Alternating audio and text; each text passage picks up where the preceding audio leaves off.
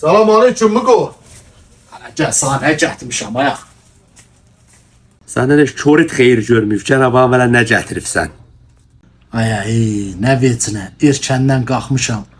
Dağda, daşda sağ kək otu, əvəlik, bağa yarpağı, qıcı tikəni, ısırgan otu. Hadi ye iş da, get çorvasını yap, içini söysün assın da. Niyə mənim içimə nə olub ki təmizləsin? Mənim içim çox şəffaf, tərtəmiz. Elə bilirsən, qaz yeməkdir.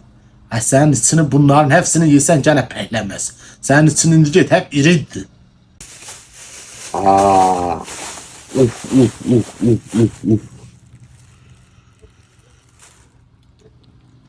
Kək otuna bax ya. Ay sadə illaşdı da bu Mugo. Mugo nə əvvəlik gətiribsən sənin canını yiyim ya. Ara buraya bax ya. Əvvəlik qızı tikanlı əlimi vurmuram. Əlimi dağlayır ya. Ha, ne yaman əvvəlik gətiribsən ha?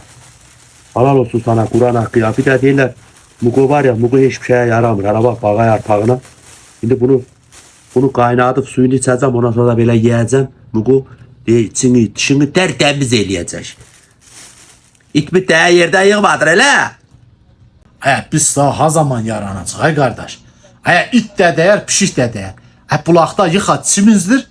Qoy qava qaynasın. Ondan sonra akşam aşını iç. Erkən qalx, hiçbir şey qalmayıb. O zaman sağ olasın. Belə qaldırım, indi gələr biri ördəkləyər. Bir dilin yoxdur ki, bir sağ ol deyəsən. Bu nədir? Gedirəm ay qardaş.